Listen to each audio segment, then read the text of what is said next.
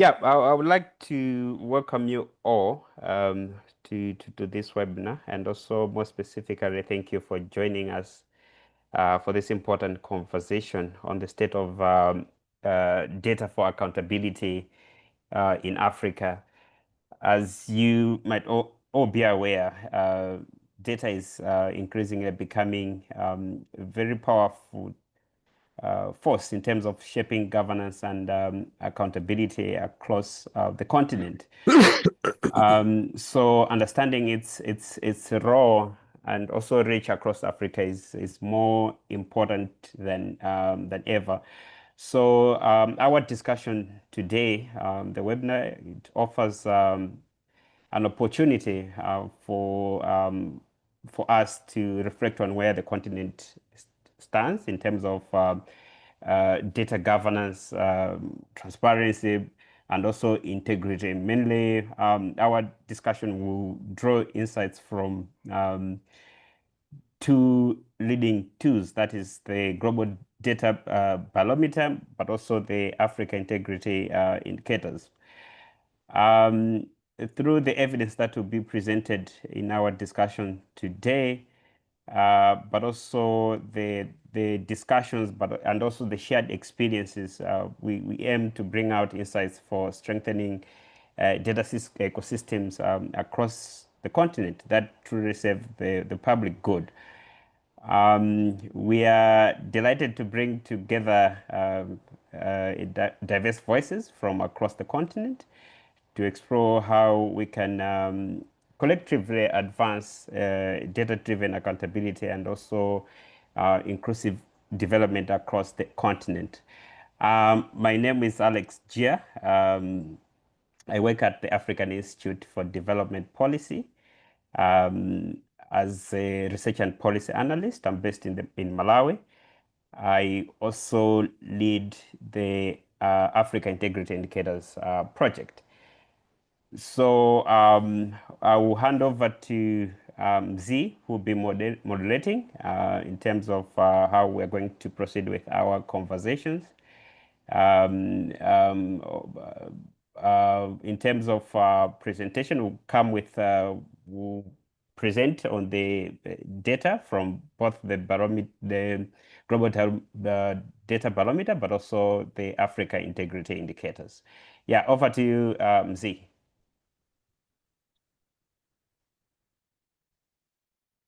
Right. Thank you very much, Alex, and all that have been able to join this gathering as we reflect on the use of evidence and governance data across the continent. Alex has already alluded to the impressive lineup of speakers that we have, and so that we do our best to keep up with time, I think we might as well get into the first presentation of the day. That is going to be delivered by Silvana Omega, who serves as the project director of Global Data Barometer, one of the collaborating partners in bringing us this exciting webinar. Over to you, Silvana. Thank you so much, and thank you for the invitation and the organization of this conversation. I'm really happy to see everybody here and see some of the partners of the barometer here today as well to reflect on the state of data for the public good in Africa in particular.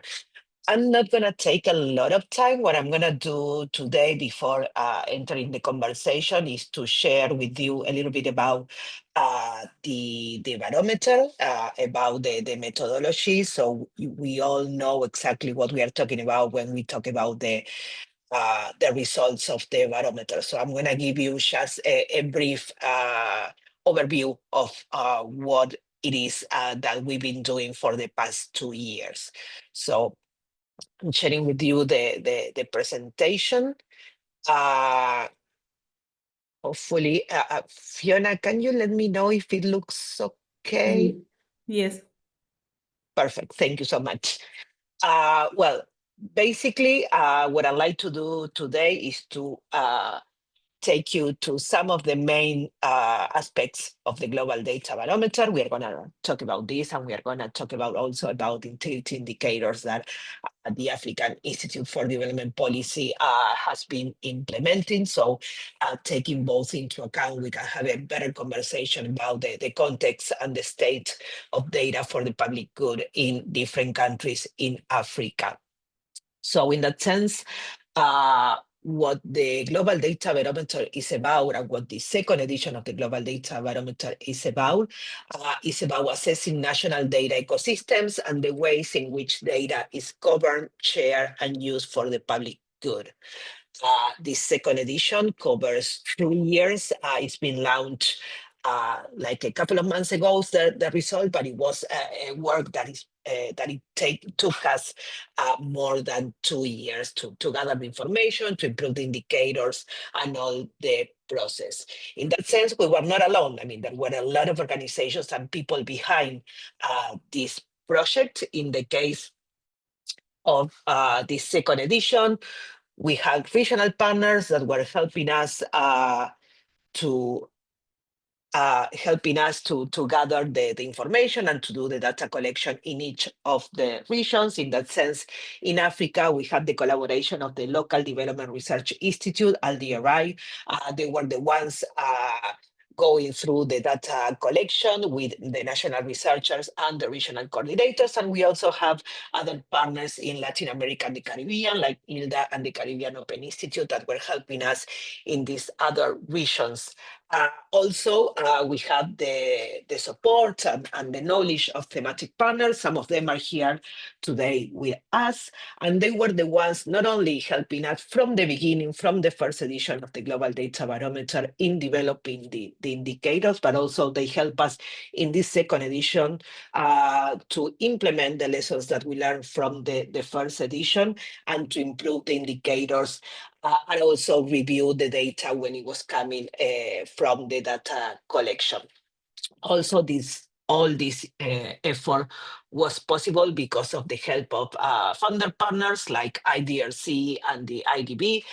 They were the ones supporting this initiative and helping us doing this whole data collection, review, and research. In that sense, I mean, some of the numbers of this edition, we covered 2 years, as in the same thing as in the first edition, we covered 2 years.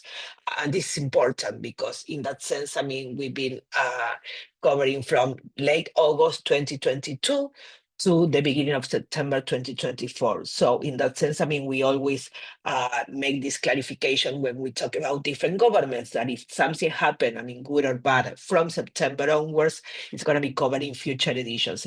It's not covered in this one because the data collection was done around September 2024. So we couldn't gather more information past that time. As I was mentioned before, 7 thematic partners, regional hubs, 43 countries covered. In that sense, I mean, we have 22 in Africa and 21 in Latin America and the Caribbean. We also have 27 primary indicators. Those are the ones where we collected data from, and we complement that with secondary indicators as well to have a better context in each of the countries that we cover. Those secondary indicators coming from trusted sources that help us better understand the context. Some other numbers are 422 primary variables and more than 30,000 data points that were collected in this second edition. As you can see there, I mean, in this edition, we focus on countries in the Global South. In particular, we focus on Latin America and the Caribbean, and also in some countries in Africa. Hopefully in future editions, we can keep cover more. But those are the countries that we are going to be covering in this edition that we are going to be talking today when talking about the results of the data, the Global Data Barometer. Some clarifications that I think are important for you to know when going into the result of the barometer. We always emphasize the idea that we like to say that the barometer is a rating more than a ranking. We have a 0 to 100 scoring scale, but in that sense, I mean, we think that the value of the Global Data Barometer and the results is for each country to better understand about their strengths and weaknesses, more than be compared about who is number 1 and who is number 20, let's say. Because in that sense, I mean, the value is to better understand the context and the situation of a given country, and to learn from that and implement the actions, more than being comparing different situations and different contexts. So in that sense, I mean, we understand that it's interesting to see the ranking, but we think the value is more than that. It's in the results for action for each of the countries to implement different actions. Some other thing that I like to say is that as we value data and the publication of data in many countries around the world, we also put the information that we gather open.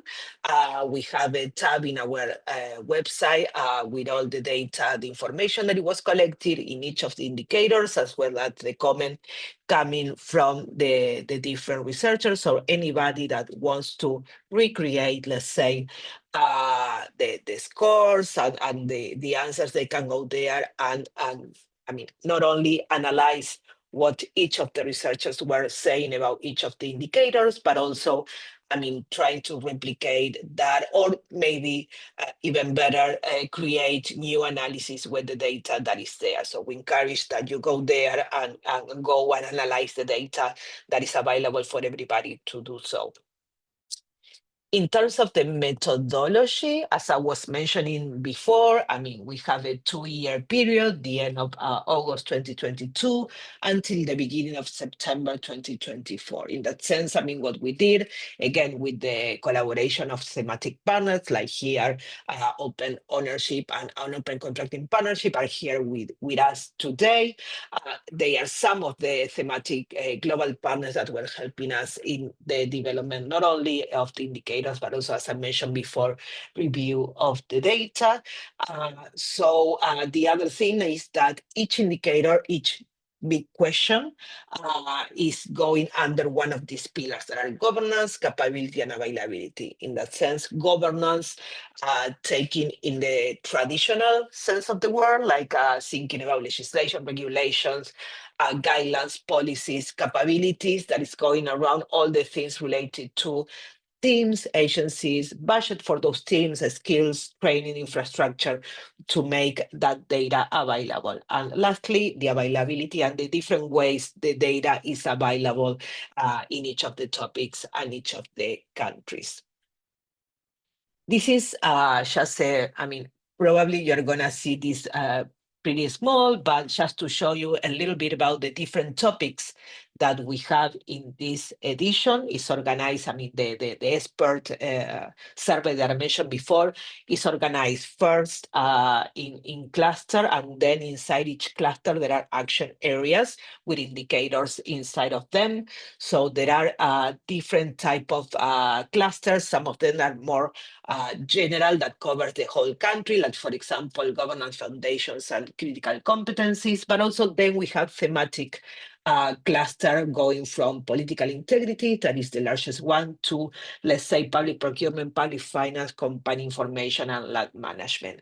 And each of these clusters are divided into smaller action areas, like, for example, in political integrity, we have lobbying, we have political finance, right to access to information, performance. So there are different aspects that together they build the political integrity cluster, just to put an example. So if you want, I mean, then I can show the link of our website, where you can go and research all these aspects that are included here today.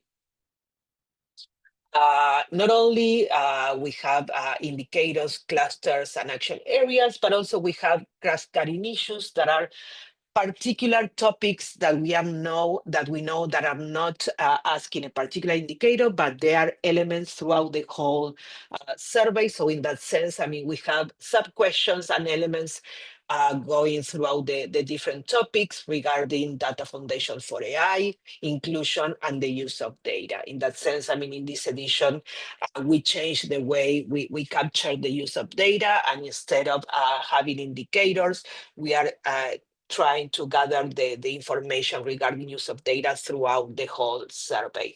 The same thing with questions regarding AI and the data foundation for AI, as well as inclusion.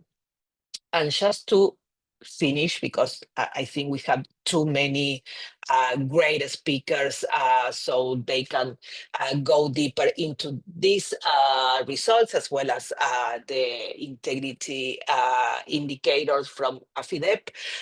But before finishing this, I want to wrap up with some highlights of the main takeaways from this second edition. Again, this is just a really brief notes from the results. You can go and check not only the report, but also the different visualizations and dashboard that we have there in our website for you to explore. But one of the things that I would like to say before finishing this brief presentation is that, first of all, I mean, many countries have developed data governance frameworks. Putting those frameworks into practice remains a major challenge, though. Good intentions on paper aren't necessarily translating in every context into meaningful implementation. That's something to take into account when we see that in many cases there are great, strong regulations, but the implementation is still weak. In the second place, data skills and competencies are, we know that, absolutely essential, and there's a positive correlation between capabilities and then the publication and higher scores in different countries, because without capabilities in place, we are talking about infrastructure, skills, budget, teams doing this. Without these capabilities, even the best data policies won't deliver impact. In that sense, it goes hand in hand with the first major takeaway, is that we can have frameworks, we can have the best policies, but without capabilities, without the different aspects that we need to put into place, the implementation may remain weak. In terms of artificial intelligence, readiness is still fragmented and uneven. I mean, we see some steps taken, from some countries, but overall, there's a long way to go in building the foundations, the data foundations for responsible and inclusive AI. Also, I'd like to say that open data is a crossroad. In many places, the momentum that it had a few years ago has slowed. So there's a need to rethink how to support and maintain these initiatives. We also found that gaps in transparency continue to undermine accountability, and probably in many cases, we're going to see the same thing in the indicators that then Alex is going to present. But whether it's budgeting, procurement, or company information missing, or inaccessible data can weaken public trust. Also, I'd like to say that inclusion in data governance is still more symbolic than real. In many cases, marginalized voices are often mentioned, again, in policies, in guidelines, in regulations, but rarely included in decision-making processes. So there's something to be done there, from the paper to the real implementation. And also, I mean, I like to say that when we look at the results, specifically in Africa, because the main takeaways that I just mentioned cover not only Africa, but also Latin America and the Caribbean. But when looking at Africa in particular, there are signs of real progress, but many of the same implementation challenges remain. So there's something to be done there. There are progress that we see from the first edition to the second edition, but there's still a lot to do in terms of implementation of the different policies and regulations. Strengthening institutions, capabilities, and enforcement mechanisms will be key to turning potential into impact. So that's something that probably is going to be discussed later in the conversation as well. So I'm going to stop here, because I think we have many things to cover today, but I think Fiona already put the links in the chat and also is there. please let us know if you have any questions, or just check the website for more results and details. I'm going to stop here, Alex, so you can follow this conversation. Right. Thank you very much for the presentation, Silvana, which I hope has enriched all our impressions, I think, on the state of governance frameworks and the nuances of the global governance data ecosystem in the places where you have a footprint of work. Right, so one of the common oversights of moderators is that they always forget to introduce themselves. My name is Mziwandile Ndlovu. I'm a research and policy analyst at AFIDEP, and I serve as Anglophone Africa project manager for the Africa Integrity Indicators. We'll move right ahead to introduce my colleague Alex, who has already introduced himself while making the opening remarks. We invite you, Alex, to make your presentation basing on the Africa Integrity Indicators. Over to you. Thank you, Ms. Wandile. Please confirm if you can see the shared screen. Yes. Probably you want to use a slideshow so we can see the whole screen. Is it showing now? The screen? Yes. We can see a slide. All right. Okay. Awesome. Great. So I'm going to talk about the Africa Integrity Indicators. Mainly talking about the methodology that we use, but also just to highlight some of the key messages that we are getting from the data that we do produce. So in terms of overview, the Africa Integrity Indicators project was launched in 2012. That was a collaboration between Global Integrity and the Mo Ibrahim Foundation. So in 2023, the project was transitioned to us, AFIDEP, but we were involved in the collection of data starting from 2021. So the project mainly has a goal of supporting governments, civil society, the media, and the researchers across the continent to mainly understand and evaluate the status of government systems, and also in the same process to identify areas in which there can be interventions in terms of reforms.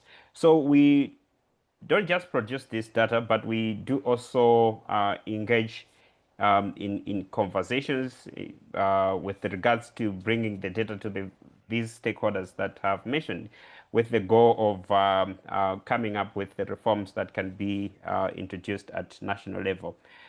So the Africa Integrity Indicators, it serves as a source for the World Bank's worldwide governance indicators across about 4 themes. The thematic area that the worldwide governance indicators that they focus on, those 6, the data is used as a source into 4 of those themes. And it's also used by the Mo Ibrahim Foundations through the Ibrahim Index of African Governance. Now, looking at the methodology, what we have, but first of all, let me just talk about the coverage. In terms of coverage, we cover all African countries as recognized by the African Union. We have a questionnaire which has 100 plus indicators. These indicators, they are divided into in law and also in practice. In law, in the instance that they focus on existing legal frameworks at the national level, while in practice looks at what is happening in terms of implementation. From 2018, we now mainly focus on the in-practice indicators, mainly focusing on the implementation aspect. So the questionnaire that we have now that is active, the indicators that we have, there are 58, which are divided into two categories. That is the transparency and accountability category, which has about 32 indicators. And then we have the social development category, which has about 26 indicators. So the transparency and accountability category has 6 subcategories covering issues of rule of law, corruption, elections, public procurements, public service integrity, but also public management. While the social development has also other subcategories as well, looking into issues of human rights, gender, more importantly, women representation, data infrastructure in terms of the capacity of national statistics offices in terms of generating data on various issues. So those are some of the sub categories that are there within the social development aspect. So in each of these those 58 indicators, so each indicator has 3 elements, which is a score, an explanatory comment, and sources. So these 3 components, um, it means that the scorecard that we produce, let's say for example a country scorecard, it has a wealth of information, and that stakeholders or those who are interested in using the data can refer to. For example, they can refer to the comment as an entry point to better understand why a country has achieved a particular score on any given indicator. So the scores, they allow for general comparisons across countries on the continent, while the sources and also the comments, they offer scale and granularity. The scores, they are divided into 5 categories. As you will see there, we have a 0, which is very weak, 25, 50, moderate, and then 75, and then 100, which is very strong. For each round, now we have about 12 rounds in terms of the data that we collected. Currently, we are conducting data collection for round 13. So for each round, we have a specific study period. For round 12, where the majority of the findings that I'm going to discuss here are going to be focusing on. The study period was September 2022 to September 2023. For round 11, it was September 2021 to September 2022, and so on with the other past rounds. In terms of the current round, that is round 13, we decided to be releasing this scorecard every 2 years. And there is a shift in terms of the study period. Now we are looking at September 2023 to June 2025. I just wanted to highlight that as well. So this is more of like the process that we take in terms of conducting the data collection process. We do work with lead in-country researchers who conduct the initial field research. So these are usually experts in terms of on issues of governance. They mostly are affiliated with the civil society, research institutions, and also universities. We don't work with those who are affiliated with the government in terms of maybe if they have a consultation, or they are working with the government, they are on the government payroll. And then we have the other processes which follow. But what I want to, let me just highlight that the country researchers, they do score the indicators following an evidence-based investigation methodology. And the scores are mainly attributed to a defined scoring criteria. So each indicator has a specific scoring criteria, which researchers are supposed to follow in terms of gathering information, but also attributing scores to the indicators that we have. We rely on qualitative research based on triangulation of information from a variety of sources, that is legal, and scholarly reviews. And one of the main source that we require for the researchers to have is an interview source where they are supposed to have interviews with experts in terms of analyzing the status of governance at the country level. So mainly in terms of rather than mainly relying on experiences or pre-existing perceptions by experts, the strength of our methodology is that it requires a variety of sources of information to be reviewed and also documented. So the sources that I've mentioned are sources that can be verified. Like, for example, we have an indicator on censorship of media professionals. So we look at, for example, were there any arrests in a particular study period where, for example, maybe a journalist was arrested. So those things, they are there. We look for those information, and it informs the scores that we come up with. Also, just to highlight that as of 2016, we do publish provisional data, and we invite country stakeholders to provide their comments in terms of enriching the data that we have produced. We do understand that data on such issues on governance, on accountability, tends to be contested sometimes, especially by governments, but also by other stakeholders. So we do provide this data provisionally to get feedback. So the feedback, mainly we focus on evidence that is existing, the evidence that is available to the public, and not privileged evidence that can be accessed by a special few. So for the current round, right now, for round 13, the provisional data will be published in January 2026. Now, looking into the key messages from the data, we have observed over time that the standards of the level of governance is still low, mainly given how young the democracies are, as evidenced, for example, by the coup d'etats, democratic regression, but also stagnation on the continent.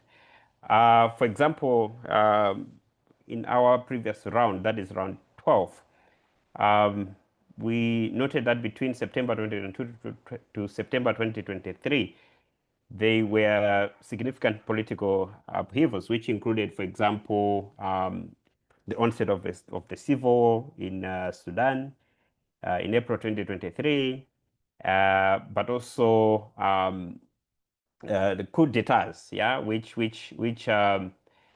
happened in Burkina Faso in September 22, in Niger, July 2023, and also Gabon in 2023.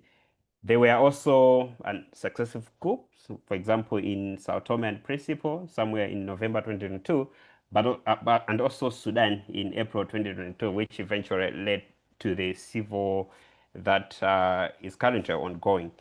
So from there, you would note that these countries they had drops in terms of between 2023 and 2024, and this is more pronounced for Sudan. As you see, from 2022 to 2024, it experienced a steep decline, and this mainly, as I mentioned, it was due to the ongoing conflict, which has severely impacted the functionality of its institution. So there were some attempts, for example, in Sudan, to try to introduce some reforms following the coup d'etat, which happened in 2021. For example, there were attempts to introduce an anti-corruption authority and all those things. So you see that, like for example, between 2020 to 2021, there was a slight improvement, and that, following the civil war, then Sudan experienced a steep decline since 2022. one of the interesting messages that we are getting is on women representation. As indicated, we have indicators which are looking into issues of gender, and we have about 4 indicators, but specifically 3 indicators focus on issues of women representation. So what we have noted is that Africa, just like the rest of the global south, continues to perform very well in terms of the indicators that we measure, especially on women representation in national cabinets, um, national assemblies, but also the judiciary. So you note that, for example, out of those 3 indicators, you see that the countries are performing very well in terms of representation in the national cabinets, seconded by the judiciary. So we look at the highest branch of the judiciary, be it the constitutional courts and also the Supreme Court. And that is being followed by the indicator on representation in the national assemblies, which is ranking last in terms of those 3 indicators. Um, another key message that we are observing in the data is that on the continent we have a lot of legislation which is mainly not fit for purpose, and this can be evidenced from a number of indicators in previous rounds, where despite interventions, there's lack of there's low improvement, especially in terms of low compliance to the legislation, and also um, lack of clear mechanism to ensure that there are systems that promote issues of accountability. So, for example, what I have there is some of the indicators which are appearing in the bottom 10, and these indicators, you mainly note that most of them they're bringing out issues of transparency and also accountability. So those some of those indicators, mainly they are focusing on access to public information, on natural resource exploitation, the finances of state-owned enterprises. For example, looking at the financial reports in terms of performance. And then also you have indicators on political party financing and asset disclosures. So there are a lot of issues on the continent with regards to those indicators. On the bottom, you see that there's the indicator focusing on political financing, where we are looking at whether, in practice, political parties regularly disclose private donations, and the disclosures are easily available to the public. You see that in the countries, in some countries, the legislation is there, but the implementation aspect is problematic. And then you also have the indicator 47, which is looking at issues of asset disclosures, process for especially members of the civil service. And then we also have for members of senior members of the 3 arms of the government, that is the executive, the judiciary, and the legislature. So this just simply highlights the ongoing challenges on the continent despite existing legal frameworks. And then another key message is on the issue of censorship. We have observed a continued decline in press freedom and the rise of censorship on the continent. As you see there, since we started collecting the data in 2014, you see that there have been a downward trend in terms of issues of censorship, both towards the media, but also towards citizens themselves. So during the period, like for example, in the previous round, in the previous data that we produced, we observed that there were arrests of several journalists, for example, in Tunisia and Ethiopia, and also there were internet interruptions in countries like Central African Republic, Senegal and Gabon, more specifically as authorities in these countries sought to control information flow during critical events like there was a referendum in Central African Republic, there were elections in Gabon, but also the civil unrest which were happening in Senegal. And we also noted that bloggers and social media users, for example, in Central African Republic, DRC, Tanzania, and Kenya also faced increased scrutiny and crackdowns and this can be evidence from the comments within the indicators that we have produced as I earlier indicated. And an interesting case was for Seychelles, where despite its high ranking on our indicators, Seychelles is currently ranked fourth in terms of the cumulative score in terms of the data that we produce. It had, in round 12, it had notable government interference in the media operations, highlighting the complexities in terms of maintaining press freedom, even in countries which are performing very well. So, in summary, as I conclude, those are the three main key issues that I was talking about, looking at the standards of the level of governance on the continent being low, looking at on issues of having legislation which is not fit for purpose, but also on the positive side, looking at the consistent increase in terms of women representation, where countries on the continent are taking into consideration the issues of representation of women, especially in the national cabinets, in the judiciary, but also in the national assemblies.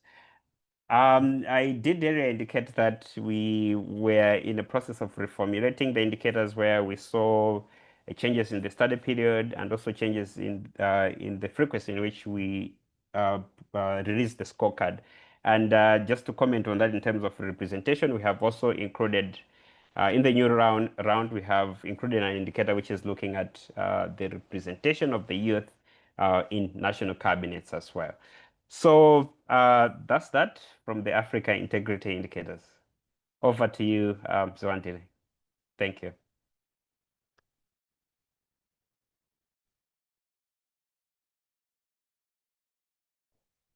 Right. Thank you again, Alex, for the very insightful presentation, which I think has been useful to not just ourselves and the audience, but our impressive lineup of discussants that are now going to be going to sharing their insights with us. So I'm just going to share in brief how we are going to go about the session with the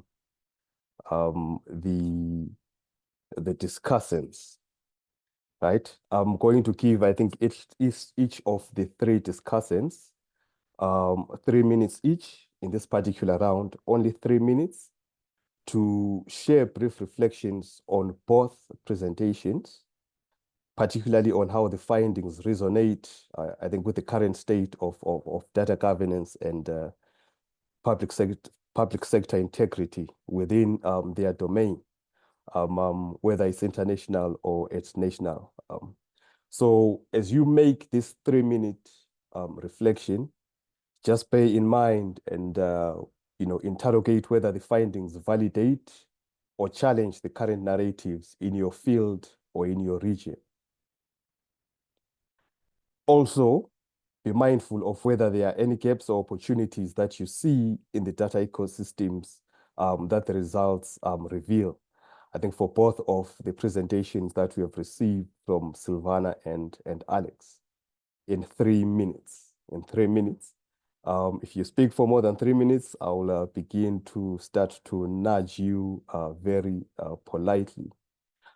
We are going to start our impressions with Christine Wachira, who is Africa Regional Associate with Open Ownership.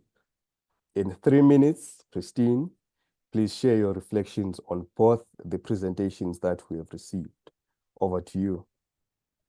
Thank you very much, Nzi. My name again is Christine Washura, and I'm the Africa Regional Associate at Open Ownership, where we work with governments to support the generation and use of beneficial ownership data, whether for tackling corruption, strengthening tax collection, or improving the investment climate. I will pause there. I had a much longer introduction, but I do want to jump into the reflections in 3 minutes. First, I just want to commend both studies. We at Open Ownership were involved in the Global Data Barometer's study. And so again, Silvana, congratulations in how far you have come, and even just having the research findings disseminated in various platforms as well. The focus on company information, particularly BEO transparency in the GDB, in the GDB's second edition, affirms a lot of the trends and gaps we observe in our work across the continent. And I must say as well, as Alex was speaking, but I think you mentioned a statement on having legal reforms but not having them operationalized. And I think that also affirms a lot of what we have seen while operating regionally. And so while the process on legal frameworks is encouraging, as stated by both studies, in Africa, we continue to lose an estimated of 88.6 billion annually to illicit financial flows.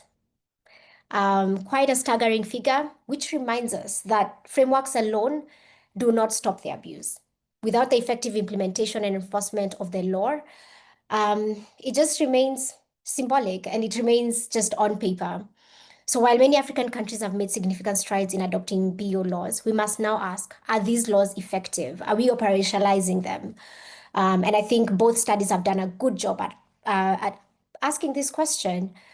I will pause there because I do want to make sure that I stick to the 3 minutes. Given another chance, I can dig a bit more deeper. Back to you, Nzi.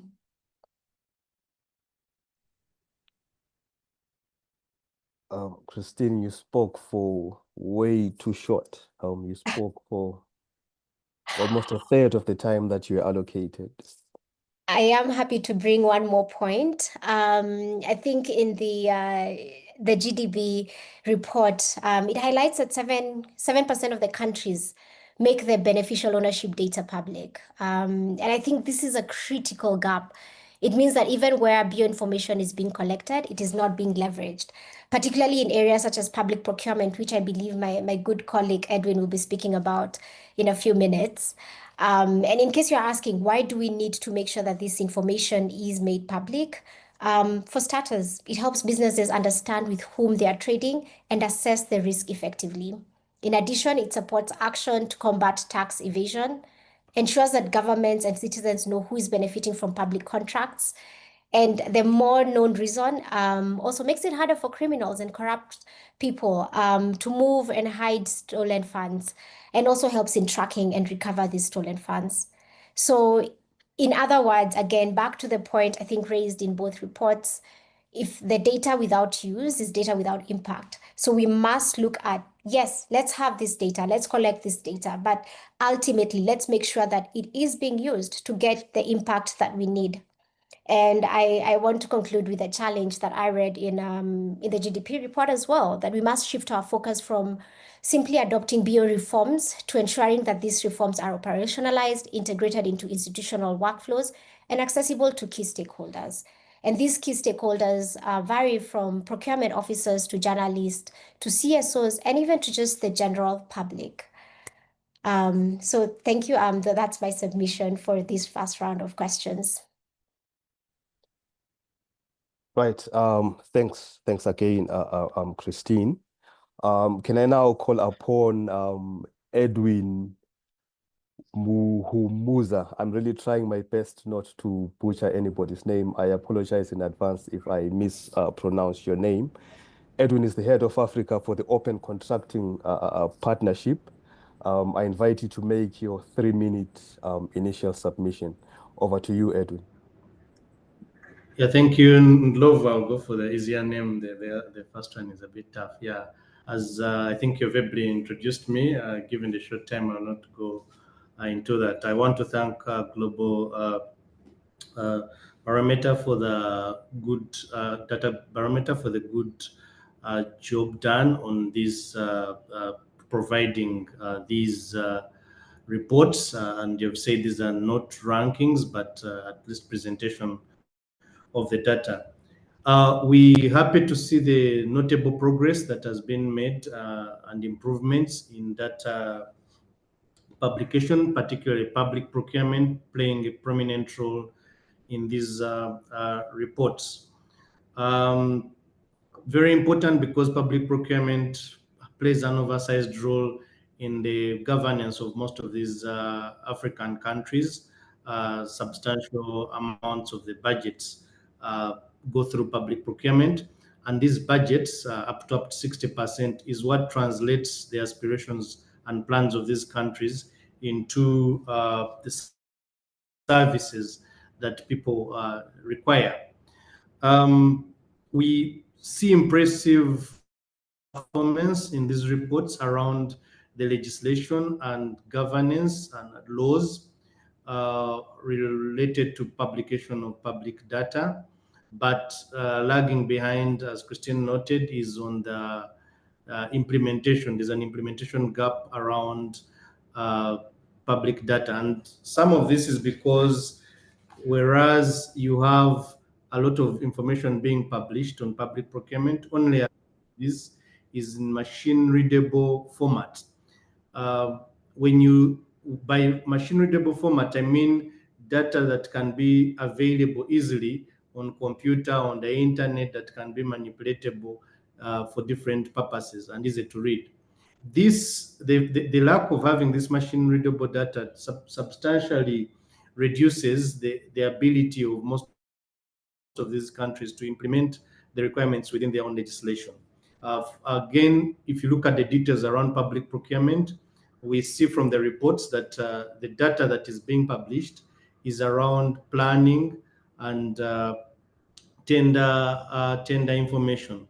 But when it comes to contract management, you have very limited data in that area. And that is largely because of lack of machine readable data, which makes it difficult to pick some procurement data information.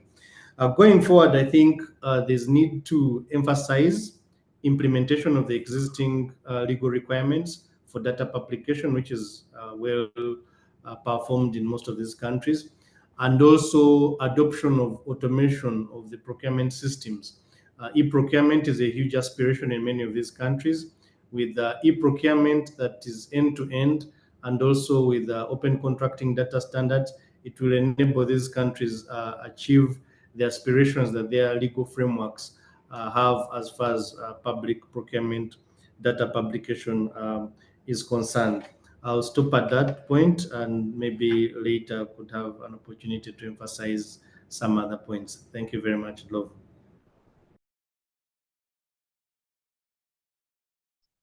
Right.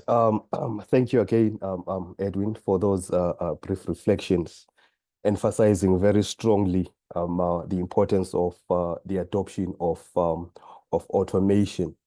I'm now going to bring through Adila, who is a co-founder with the Center for Africa Smart Public Value Governance. We are also privileged to be associated with her and her contribution to the Africa Integrity Indicators. Over to you, Adila. Thank you, Z. And thank you very much to AFIDEP and the Global Data Barometer for the invitation to be part of this very important conversation that we are having today, and which we need to continue having. And yes, in addition to being the co-founder of CASP, abbreviated to CASP, the full name that was just mentioned by Z, I'm also the director of LEDA, which is a research and advocacy organization based in Mauritius. First of all, regarding both presentations, thank you very much for giving us an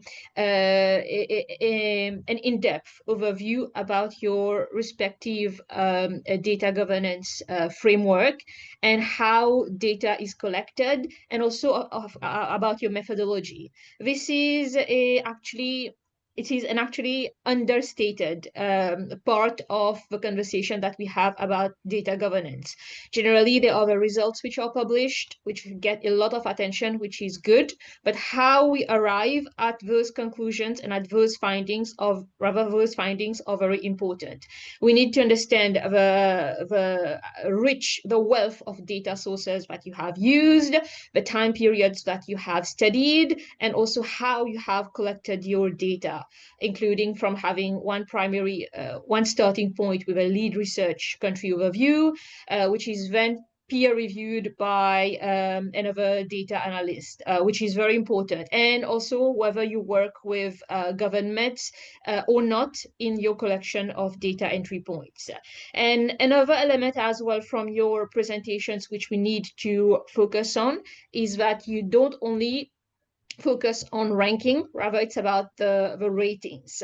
By that, to use the example of Seychelles, yes, Seychelles may be performing extremely well in terms of overall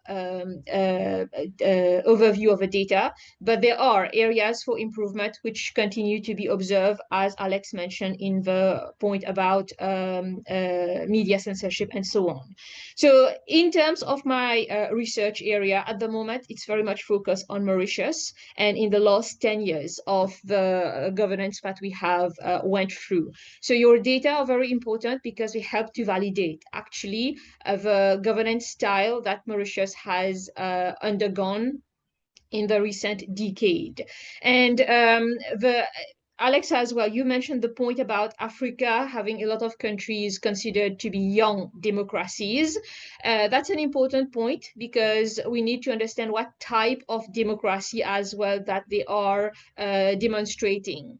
And is it liberal democracy, illiberal, or yes, democracy is a very much contested concept as well. The point here is the declines that we observe or erosion in terms of democratic effectiveness as well. How are these reflected in data about public integrity or separation of powers? So this is very important, and this is captured as well in your data. And another strength of your data as well, it's not just for 1 year. Yes, 10 years ago when you had just formed, maybe it was 1 or 2 years that you were looking at, but now we have data that allows us to do a comparison over a framework of at least 10 years.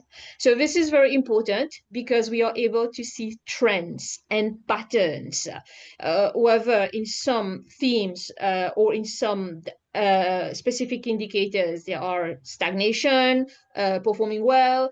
In terms of gender representation, maybe there are improvements or where it's not.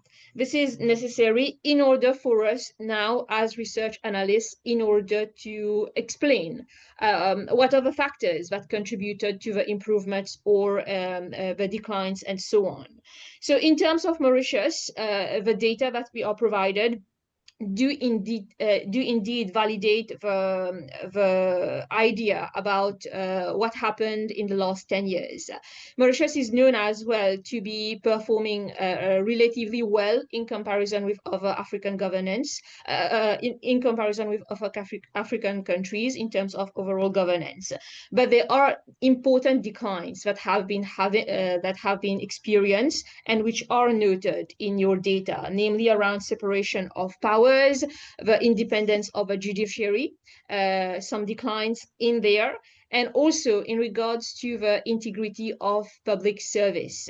So there are major declines there, which are captured in terms of fairness or unfairness of recruitment.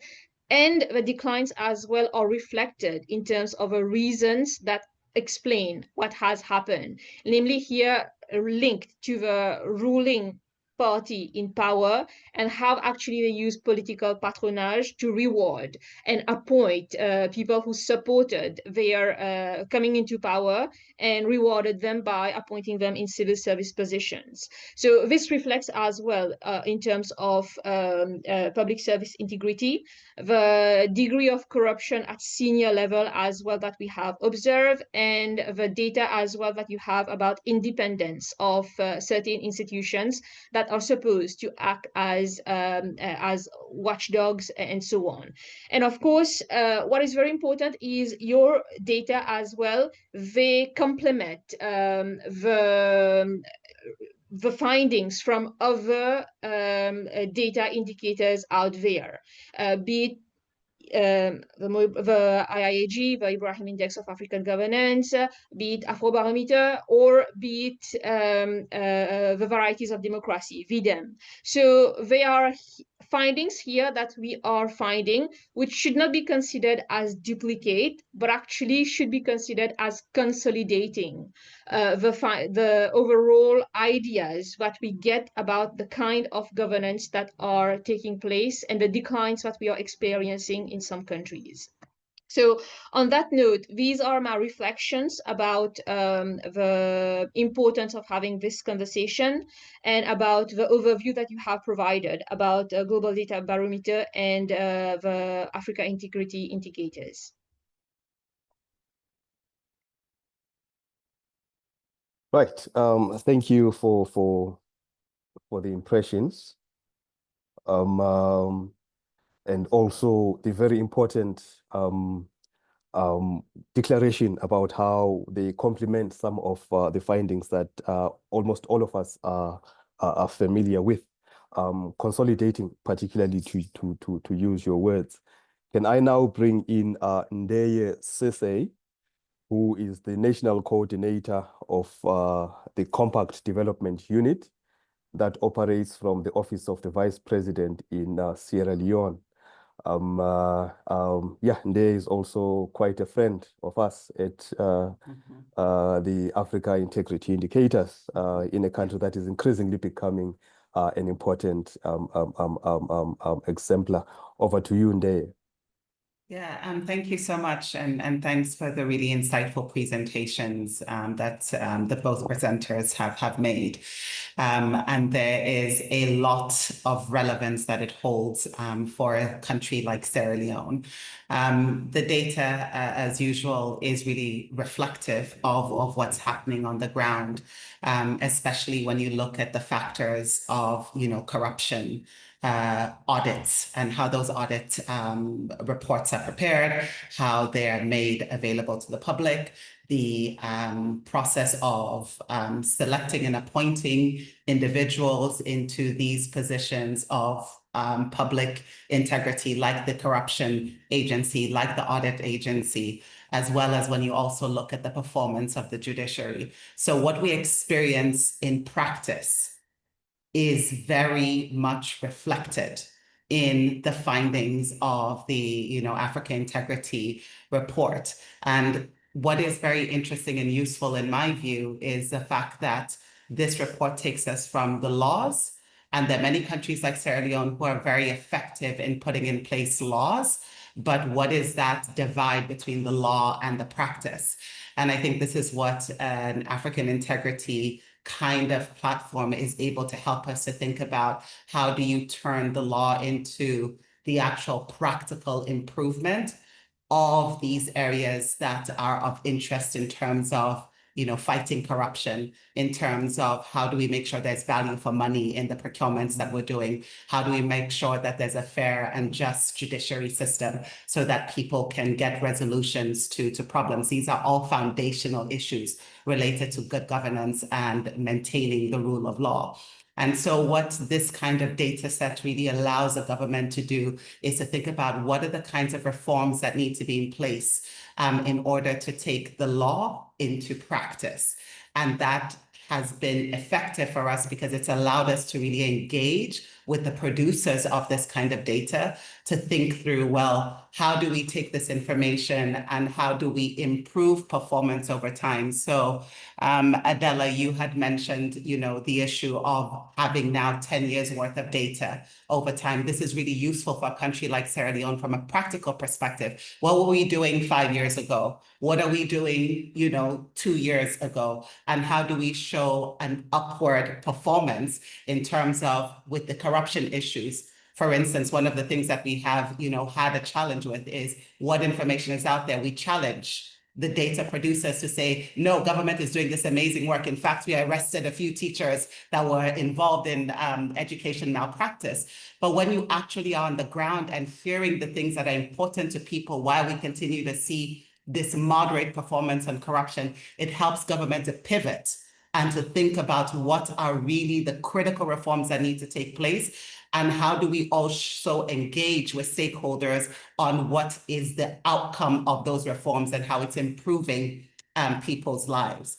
What is also essential for Sierra Leone is that Sierra Leone is a country that came from a civil war. The narrative of Sierra Leone has been that Sierra Leone is a place that you can't do business. This is a place that is, fraught with corruption and all of the other challenges that has made it one of the least developed countries in the world. Data is now really important, is at the center of being able to attract private sector investment in a country like this. So you have these opportunities now where we don't have a choice but to engage with institutions like this that are providing information and data about Sierra Leone because we want to change the economic progression of our country. So that means now we have to be active participants, proactive in terms of creating the appropriate data ecosystem, but in a way that we can also contribute. Government cannot just be, sitting by and not engaging in that whole data architecture. Beyond the laws as well, in terms of creating that ecosystem, we also have to be proactive in terms of the data that government is putting out there itself, of what the efforts are that it's putting in place to be able to make the reforms. So we're beginning to see in a burgeoning democracy, the laws are there. Government is trying to be in charge of its own narrative, and then you have the demand from the development partners. So Alex, you mentioned the World Bank, and there's the Millennium Challenge Corporation that are now using these indicators to make decisions about how funding is going to come to countries. So there's a nice nexus that's going on right now that I think is really creating an enabling environment for data to be more accessible, for data to be provided at large, and for different stakeholders to be providing information. And you have useful institutions like the Africa Integrity data set that are now working on how do we now tell a story utilizing all of these data sets about what the performance is of these countries over time.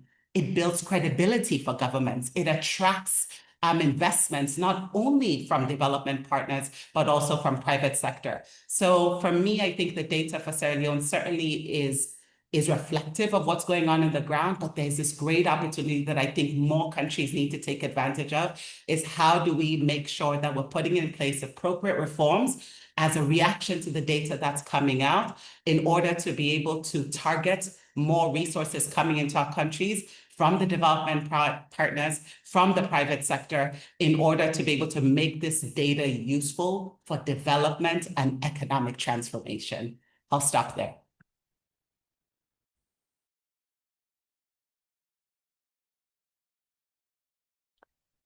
Thank you again, there for your reflections, notably, musing on the divide between the enactment of legislation and the actual compliance and implementation on matters to do with legislation. To keep to time, we immediately move over into the next round, in which our discussants get a second bite of the cherry, and this time using a different lens, informed by the following three questions. How can these findings support strategic planning, advocacy, or policy development in your work? The second, what opportunities exist for using this evidence to strengthen data governance or public integrity systems? And the last question, how might the result inform new partnerships, capacity building efforts, as well as funding priorities across not only Africa, but globally? In the same order, the same time of 3 minutes, let's reflect using this second set of for round 2. I'm going to invite Christine again to break the ice.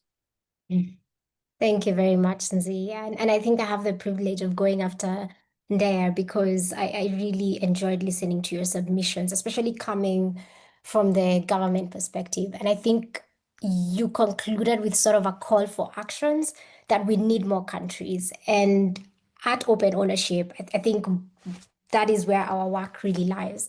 So, as mentioned earlier, GDB provides robust comparative data and even the Africa integrity indicators. So, both studies are giving us data that validates what we've seen across the region. And I think the other panelists have stated the same things, that this is not particularly data that is very different from what we've seen previously, but it sort of consolidates, in the words of Adila, consolidates what we have seen. And so these insights will help us better prioritize where and how to support the country. So back to your action call, it's really about us now using the information that has been provided in both studies and pivoting where we need to pivot, or continuing or increasing momentum where we need to increase momentum. So currently, within open ownership, we have a new strategy which has actually been launched this week. And part of that has been, the strong focus has been the effective use of bio data. So ensuring practicality of the reforms, ensuring that, yes, we are pushing for the good reforms and reform work to continue. But even as we do that, we need to ensure, we also need to make sure that it does not stop there, that we are moving forward with even the implementation and operationalization of those reforms. Secondly, the data strengthens the case for global and regional collaboration. We all know illicit financial flows do not respect borders. And as a result, efforts to combat them must be grounded in interoperable and shared principles. And so both studies can help us align regional and international standards when it comes to data and enable more meaningful collaboration between governments, international organizations, donors, and civil societies. So it's literally, we are being given the tool to ensure and sell the case for regional and international standards, and ensure, and in an effort also ensure that there is meaningful collaboration between the governments. For instance, we already see this in some of the regional networks that we are in. So like the Africa Beneficial Ownership Transparency Network, which has been mobilizing around these goals. And having this comparative evidence allows us to foster cross-country learning and policy dialogue with greater legitimacy. And finally, the question on funding and strategic alignment. We all know we are in a new dispensation, especially in the development space, where funding resources are dwindling as we speak, with more donors asking for accountability, with more donors asking to see evidence of the work that we are doing. So even in our case, as we advocate for investment in transparency systems, so for example, having central beneficial ownership registers or digital procurement platforms, these are both aspects that cost money. The data can help funders and governments make a case for resourcing these reforms. And so it offers indicators for tracking progress and accountability, which donors are increasingly finding useful and are even demanding for. So in closing, I don't see both reports as just that, reports. I see them as tools, as catalysts for shaping global norms and accelerating regionally owned data-driven solutions, particularly to fight corruption and illicit finance flows. I will pause there and pass it on back to the moderator. Well, thank you, Christine. I particularly liked the emphasis on the importance of pivot and momentum in expediting movement towards the reform agenda, particularly in these times of a very uncertain funding climate. Let's move over to you, Edwin. Thank you. Yeah, these findings are extremely important because, one, they provide evidence of where the state of data is in different aspects of government. And we know what evidence does. It helps you provide to have a health check of where you are and point out what is going well, but also the issues that need to be addressed. And that's most importantly what it does. For example, as I noted earlier, it points out that there's been a good movement towards having legal frameworks, laws, and regulations that ask for publication of data.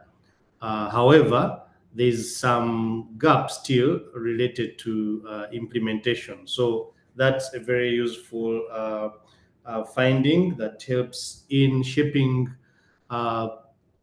policies, but also strategies on how to address the concerns. Because one way that strategy is developed is, of course, having to know the evidence, that we have evidence-based strategy. How do they help governance and public integrity? Yeah, relatedly, it helps in a way that when you have reports like this, they point out to which aspects of the government data require maybe improvement, and having shown the gaps, what needs to be done going forward. Because data is not just for the sake of having the data. The data is meant to solve certain problems. We always promote use cases, for example, accountability, anti-corruption, transparency, in order to address social or societal concerns that in the case of public procurement, are contracts being implemented in time, procurements overpriced or underpriced, do the bidders that, or the contractors that are awarded these contracts, they fit for purpose? Where do they come from? Can we leverage the public procurement system to have local economic development? All this can only be done if there's suitable data. And lastly, yes, this helps us in framing partnerships as well as collaborations. As you've noted, there is no one agency or one body or organization that is going to fix this. This is going to need a lot of collaboration within government, within outside government. So international players like ourselves working with open ownership, it's very important that we work closely together, because these are interlinked weaknesses or strength. Resources need to be, they are scarce, so they need to be coordinated better. Within government, it's important that the different arms of government work together. For the systems that I've been talking about, the automation, integration of different systems is extremely important. It doesn't help if you have good procurement information, but it's not linked to the budget information, and neither is it linked to the payment system or the beneficial ownership transparency system. So these partnerships within government, outside government, are extremely important, and this report really shows why that's necessary. Thank you.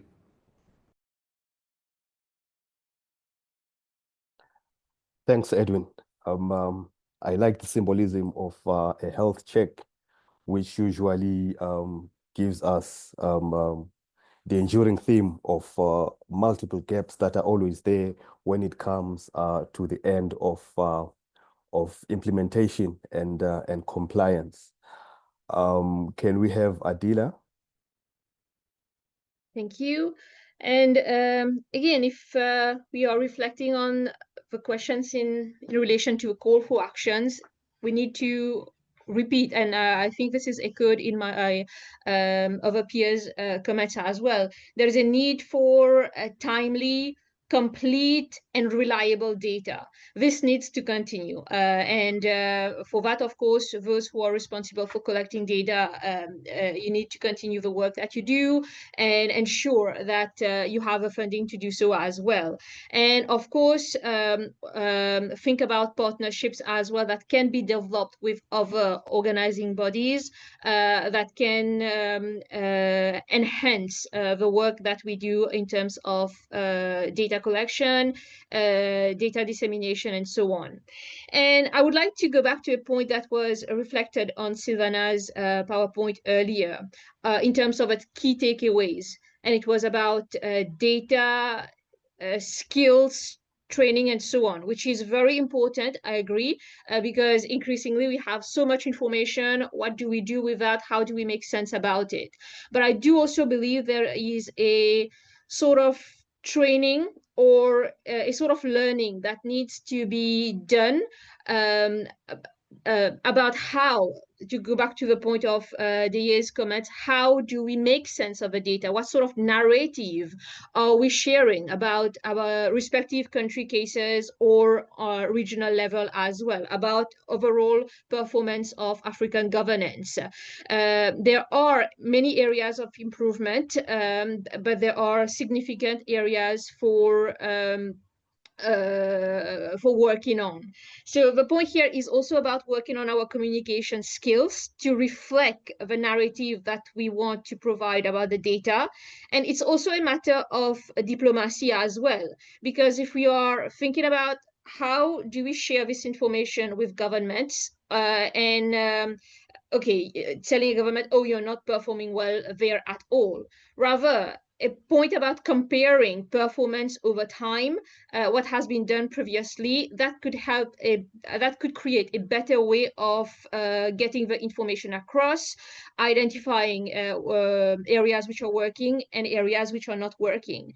And that also brings me to the point of what can we do about the comparison that we are making across countries. We cannot generalize that everything is bad on the African continent. There are areas which are working really well according to our own ways of operation. And taking, for example, an indicator around birth registration, some countries may be lagging behind in terms of their overall performance in that area. Others may be performing well. It would be a good strategy as well to think about what lessons can we learn from our neighbors. Could it be that their performance is because of it's a small geographical scale, that's why it's more manageable for them? Others, perhaps, registration is not official, it's more based on traditional customs and so on, but still there are ways that are functioning. So my point here is the data that we are getting, rather than seeing us as competitors with one another, it's also an opportunity to derive lessons and which are working elsewhere and which can help us make sense as well in our own respective country context. This is one point to take away. And also, perhaps now, in the age of content which is artificially generated, and the validity of claims that can be made, and how do we use data from reliable sources in order to fact check claims which are made and propagated online or via communication channels easily. More than ever, we need fact-checking systems, and the data that we have through Global Data Barometer, AFIDEP,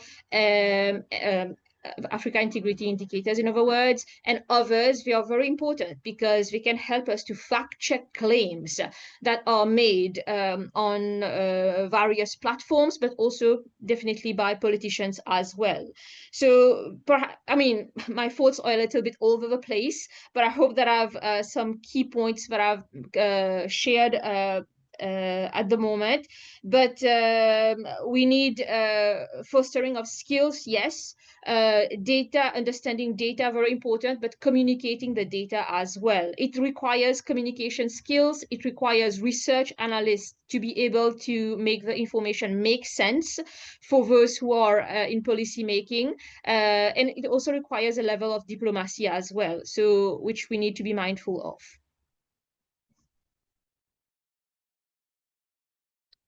Thanks again for the interventions, very strongly emphasizing the importance for communication skills and diplomacy, particularly in engagement with the public authorities in the direction of reforms. There were quite many nuggets, I think, in your intervention, especially the nuances that we need to be aware of when we delve into, the space of comparison between countries, and as well as the importance of fact-checking when it comes to the validity of claims. We now move on to Ndeye. I'm sure Adila even threw, some very important insights. In case you're wondering why you're speaking last, you are the only policymaker in the House. Over to you. Yes. Well, from a policymaker perspective, data shouldn't be scary. Data really needs to be usable in terms of how governments specifically can use it to plan in an effort to be able to drive their development agenda. So why do I use the word scary?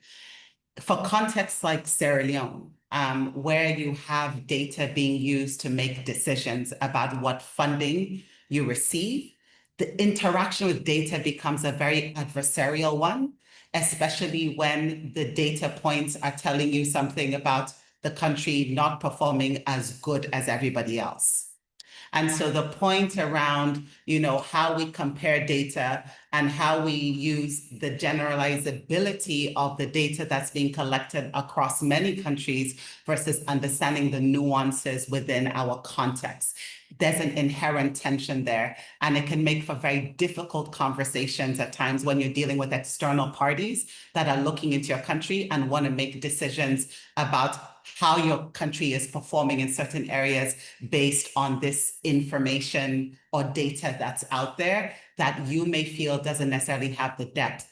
So to the broader point about how we need many different data points and types of data and information about a country to be able to have a more holistic picture about what is happening in that country and the importance of having data over time to also indicate what the progress looks like over time, because a snapshot may not tell you everything you need to know, because it may not tell you about, what are the challenges and the issues that were there and what may have caused performance to be poor at this point. But more importantly, the story about how reforms have been quickly implemented, how they've been taken on board in terms of the actual practical outcomes of those reforms. I think that kind of nuanced analysis is really important, which then speaks to the need of a really broad, rich, and robust data system that we all need in countries like Sierra Leone, who score very poorly in terms of the availability of data,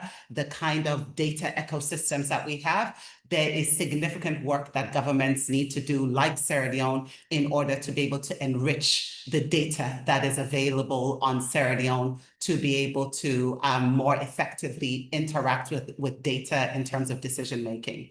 From a policy perspective as well, every planning process, especially in our context, have to be driven by data and information.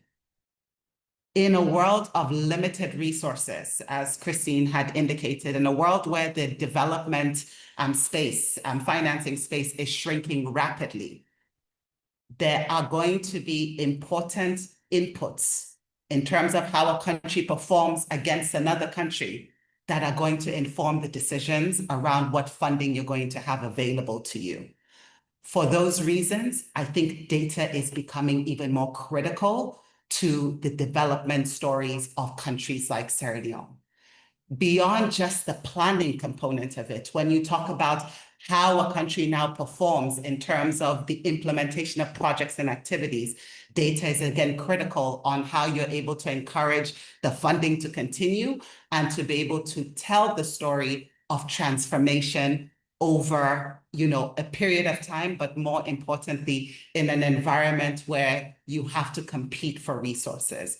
So as I sort of think about where the world is going and what this means for countries like Sierra Leone, I think we have to accept and understand that data is becoming a really important component of how resources are allocated to our countries. We have to understand that we have to be far more engaged in that process of data gathering in our countries and making the data available, and on the point of the skill set. So for instance, we provide data to UNESCO every year related to the girls' primary school completion, how much we're spending on education. the process of being able to get that data and doing the surveys and submitting it on time is a major challenge for the government of Sierra Leone, but it's also linked with millions of dollars of funding for our country. So it's not that countries don't necessarily want to provide the information. The other issue that has been brought up is around, do you have the skill sets? Do you have the capacity? Do you have the resources within the country? So those investments also have to be made in the data collection architecture of a country in order to be able to meaningfully engage with this process. So for me, more data is better. We all need data across the entire context of policymaking, all the way to implementation. And more importantly, as we become more integrated into sort of this constrained global financial system, specifically related to development financing, the role of data is really critical. And I think all stakeholders have a responsibility to provide accurate, credible, well-researched and data that is collaborative and works with the governments to make sure that we have the information out there that is relevant to the kinds of transformation that the country is seeing, because it has an impact on how these countries' development trajectory is going to be impacted. Thank you. Thanks again, Ndeye. My smoking gun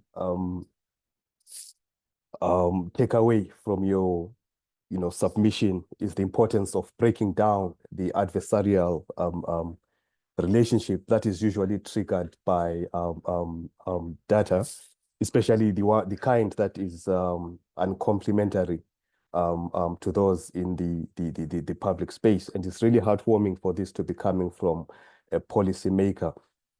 In light of time, I'm sure the organizers will permit me a bit of latitude to take just one short round of questions from participants.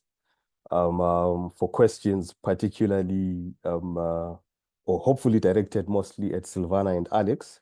I think we are Perhaps running out of time. We are already late, so probably we can collect the questions from the chat and then address them, because I'm mindful also of the time of our speakers. But if there's something in the chat, maybe we can collect that information, those questions, and address them later, if you think. all right. In that light, I think we can then just quickly move to Silvana for closing remarks. Yes, basically, sorry about the lack of time. I think we are running a bit late, and we know that everybody is busy and probably need to run to other commitments. I'm really grateful to all the team at AFIDEP and the Global Data Barometer, our guest speakers. I mean, I have many things that I've been written down that we are going to keep communicating the highlights of this conversation in our social media account for everybody to also be able to see what we've been discussing. I probably we need another 2 hours to keep having this conversation, because it was really interesting.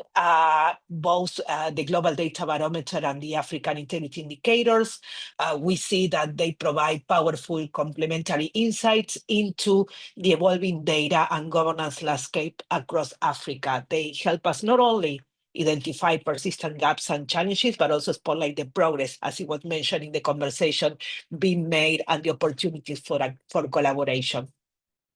We hope this event is just the beginning of many future exchanges, partnerships, and actions and conversations that will strengthen the foundations of data governance across the continent. Once again, thank you to the speakers, the partners, everybody who joined us today, everybody who's probably watching this in different moments when we share that our through our social media accounts. We look forward to staying connected and contributing to this important work and to disseminate the highlights again in different media. So stay tuned. I really hope you have a really great day. And once again, thank you everybody, and especially the team at AFIDEP for making this conversation possible. Thank you so much.